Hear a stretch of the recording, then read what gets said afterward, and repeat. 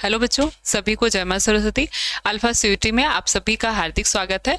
और आपने देखा होगा कि सीयूटी ने बहुत सारी ऐसी इन्फॉर्मेशन रिलीज की है, कुछ नई अपडेट आई है जिस पर हमने वीडियो में आपने देखा होगा सीयूटी के बहुत सारे जो बदलाव हुए हैं या फिर एनटीए के बहुत सारे बदलाव है, सीयूटी में बहुत सारी चेंजेस हुए हैं।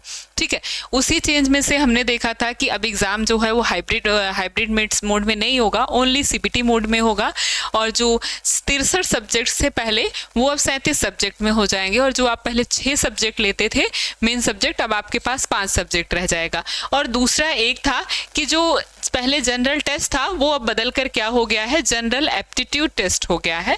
ठीक है, तो आज हम लोग उसी पे बात करेंगे कि ये जो जीएटी है या फिर जनरल एप्टीट्यूड टेस्ट है, इस टेस्ट का सिलेबस क्या होने वाला है और इस टेस्ट में और क्या क्या चीज़ें हैं आपको पढ़नी है, क्या चीज़ें एनटीए ने ऐड की है, क्या हटाया है, इसके बारे में हम लोग देखेंगे। तो आज हम लोग जनरल एप्टीट्यूड टेस्ट का सिलेबस डिस्कस करेंगे। तो बेसिकली सारी चीज़ें वही हैं जो जनरल टेस्ट में थी, बस एनटीए ने उसका नाम बदलकर थोड़ा सा अलग जनरल एप्टीट्यूड टेस्ट कर दिया है। अंदर भी मैक्सिमम चीज़ें आपको वही देखने के लिए मिलेंगी। जो सिलेबस पहले आप पढ़ते थे वही लगभग सिलेबस वही आज भी है, बहुत ज़्यादा कुछ चेंज नहीं हुआ है।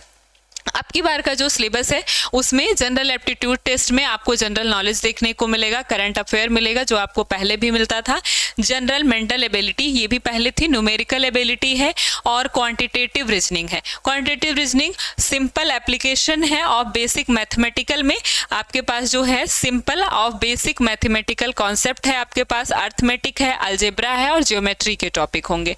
ठीक है, ये सारे सिंपल ही एप्लीकेशन होंगे, सिंपल मैथमेटिक्स होंगे। ठीक है, और लॉजिकल और एनालिटिकल रीजनिंग आपको देखने के लिए मिलेगा। तो क्वांटिटेटिव रीजनिंग, लॉजिकल रीजनिंग और एनालिटिकल रीजनिंग का कॉन्सेप्ट है आपके पास, और general mental ability, numerical ability है, जनरल नॉलेज है। जनरल नॉलेज में बहुत सारे सब्जेक्ट होते हैं, जनरल नॉलेज है आपके पास और करंट अफेयर है। ये सारा पूरा बेसिकली यही आपका सिलेबस है जो कि जनरल एप्टीट्यूड में आपको दिया जाएगा और इसी सिलेबस के अकॉर्डिंग आपको एग्जाम देने होंगे। अब जनरल एप्टीट्यूड टेस्ट में देखें या बाकी सब चीज़ों में देखें तो इसका जो पेपर होगा वो पूरे 1 घंटे का होगा और एक बार क्वेश्चन पेपर में, इस बार क्वेश्चन पेपर में कोई चॉइस नहीं होगी और सभी क्वेश्चन करने जरूरी होंगे। क्वेश्चन पेपर में आपको कोई चॉइस नहीं होगी, मतलब पहले आपको अगर 60 प्रश्न मिलते थे उसमें से आपको 50 करने होते थे और आप देखते थे जहां 50 मिलते थे वहां पर 40 करने, लगभग 10 क्वेश्चन का आपको रिलैक्सेशन मिलता था। ठीक है, वो अब नहीं मिलेगा। अगर आपको 50 क्वेश्चन दिए गए हैं तो आपको 50 क्वेश्चन करने हैं। 60 क्वेश्चन दिया जाएगा तो आपको पूरे के पूरे 60 क्वेश्चन करने हैं, चाहे वो जीएटी हो या फिर आपका लैंग्वेज का हो या फिर डोमेन का हो, कोई भी सब्जेक्ट हो। उस बार हर सब्जेक्ट में, इसके पहले सीयूटी में हर सब्जेक्ट में आपको कुछ क्वेश्चन जो होते थे छोड़ने होते थे, आप अपनी सुविधानुसार उन प्रश्नों को छोड़ सकते थे जो आपको नहीं आ रहे होते हैं, लेकिन अब की बार ऐसी कोई व्यवस्था नहीं है। और पेपर जो है वो 1 घंटे के करीब में होगा, 1 घंटे का ही होगा और जितने भी क्वेश्चन आएगा सारे क्वेश्चन को करना कंपलसरी है अब की बार। तो बेसिकली यही जनरल एप्टीट्यूड का आपका सिलेबस है।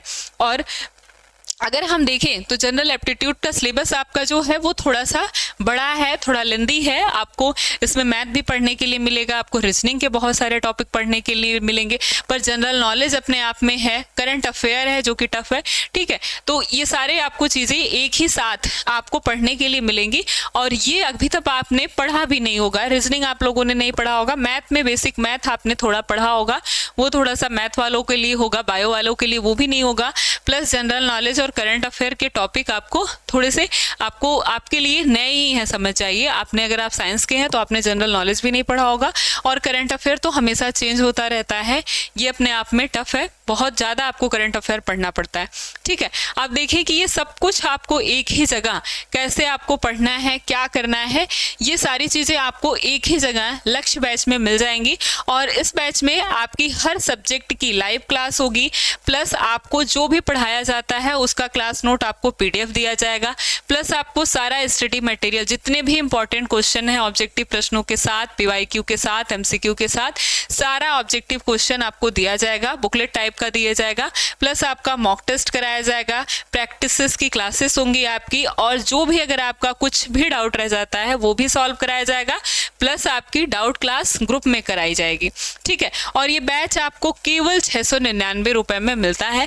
इस बैच को अगर आप लेते हैं तो एक ही जगह से, चाहे कोई भी सब्जेक्ट हो आपका सीयूईटी का, हर सब्जेक्ट की तैयारी आप बहुत ही आसान तरीके से कर सकते हैं, क्योंकि आप 12th के बाद, आपका 12th मार्च में कंप्लीट होता है, उसके बाद आपके पास समय नहीं है।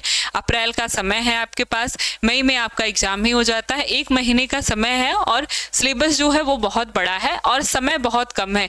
इसलिए इधर उधर भटकने का नहीं है, एक ही जगह से पढ़िए, अच्छी जगह से पढ़िए, जहाँ से भी पढ़िए पूरे कॉन्सेप्ट को क्लियर करिए और बहुत अच्छे से तैयारी करिए। और खोजने में टाइम वेस्ट मत करिए, ये मत करिए कि थोड़ा सा यहाँ से पढ़िए, थोड़ा सा वहाँ से पढ़िए, क्योंकि जब आपके टीचर्स बदलते हैं, उनके कॉन्सेप्ट बदलते हैं, तो साथ ही साथ आपके भी कॉन्सेप्ट चेंज हो जाते हैं। अगर आप एक ही टॉपिक को 4 जगह से पढ़ते हैं तो वो टॉपिक अलग अलग तरीके से आपके माइंड में जाते हैं, कुछ वहाँ से बाहर निकल जाते हैं, कुछ आते हैं। इसलिए क्या करना है, बस रिवीजन पर ज़्यादा ध्यान देना है। जितना भी पढ़िए उसको अच्छे से रिवाइज करते जाइए, और जितना अच्छे से आप रिवाइज करते जाएंगे उतना अच्छे से दिमाग में आपकी चीज़ें फिट होती जाएंगी। ऑब्जेक्टिव क्वेश्चन में क्या होता है, अगर थोड़ा सा भी कंफ्यूजन कहीं पर भी है तो आप ज़्यादा से ज़्यादा, आपके 95% चांसेस हैं कि आप उस क्वेश्चन को गलत ही करके आएंगे, क्योंकि वहाँ पे 2 ऑप्शन में आप कंफ्यूज होते रहते हैं और जो बनाने वाला क्वेश्चन पेपर होता है वो इस तरीके से क्वेश्चन के ऑप्शंस को सेट करता है कि बंदा गलत ही ऑप्शन टिक करके आता है, ठीक है। तो इसलिए आपको क्या करना है, उसको बहुत अच्छे से तैयार करना है, रिवीजन बहुत अच्छे से करना है, ठीक है। तो आप क्लास को करते रहिए और साथ ही साथ रिवीजन को भी करते रहिए, और प्लस एमसीक्यू लगाते रहिए, प्रैक्टिस सेट लगाते रहिए, ताकि आप कितने कम समय में या कितने अच्छे से अपने क्वेश्चंस को, ऑब्जेक्टिव क्वेश्चन को कर सकते हैं, वो बहुत ज़रूरी है। पहला आपका एग्जाम है जो ऑब्जेक्टिव क्वेश्चन में होगा बेसिकली। अब तक आप लिखते चले आए हैं, अब आपके दिमाग की बारी है। बहुत सारे ऐसे बच्चे हमको देखने के लिए मिलते हैं जो 95+ लेकर के आते हैं, लेकिन सीयूईटी एग्जाम नहीं हो पाता। क्यों नहीं हो पाता है? क्योंकि उन्होंने पूरा फोकस बोर्ड पे दिया हुआ था, उस तरीके से अपनी तैयारी को की हुई थी, और इधर उन्होंने प्रैक्टिस सेट नहीं किया, एमसीक्यू नहीं किया, अपने कॉन्सेप्ट को अच्छे से क्लियर नहीं किया, तो वहाँ पर तो एक अगर गलत हुआ तो आपको माइनस नंबर मिल जाएगा, ठीक है। इसलिए अपनी तैयारी को बहुत अच्छे तरीके से करना है।